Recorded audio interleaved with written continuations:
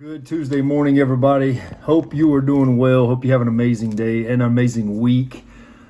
So today I just want to talk about hardening our hearts when God is speaking to us, which happens many times in our life and our Christian walk and the things that we face as a father, as a mother, as a married couple, whatever it may be. I want to encourage you today through the book of Exodus as I'm reading about Moses going to Pharaoh and saying, God says, let my people go. All these plagues that are happening, and yet Pharaoh still hardens his heart. Chapter 8 of Exodus, in verse 19. Then the magician said to Pharaoh, this is the finger of God.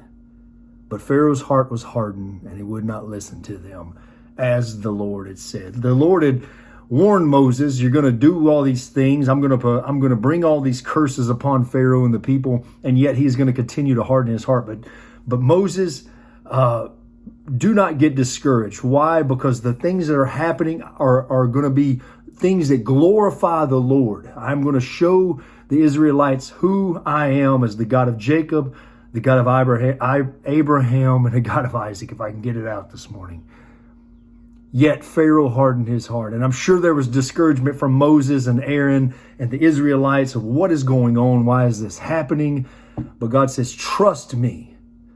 Today, like the magicians did, and they came to Pharaoh and said, this is the finger of God. How many times has the finger of God laid upon our lives?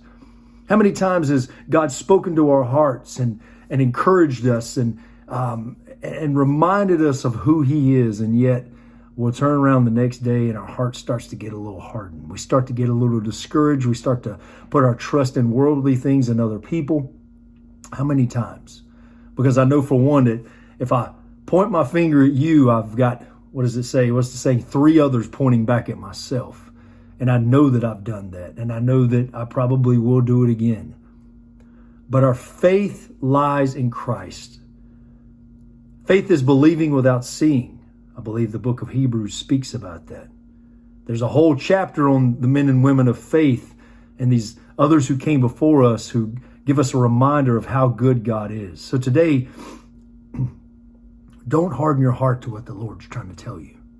Maybe you're having financial issues, marital issues, drug issues. I don't know what it is, but God is with you. And he's speaking to you somehow, some way, whether it be through this video, through a song, through another friend of yours. And maybe you're listening right now and you're not a believer in Jesus Christ. But I assure you there's seeds being planted, because I once was not a believer in Jesus Christ. But I look at all the amazing little stories in my life and that ripple effect that happened, and the prayers that my mother prayed and the prayers that my father prayed and grandmother and aunt and all these others, and the word that the pastor instilled in my life. And when I was 17 years old, it all became reality as I walked to the aisle and gave my life to Jesus. So today, let us keep our heart from being hardened. Let us listen. Let our heart be open to understand who God is in our life. Love you guys. Have an amazing Tuesday.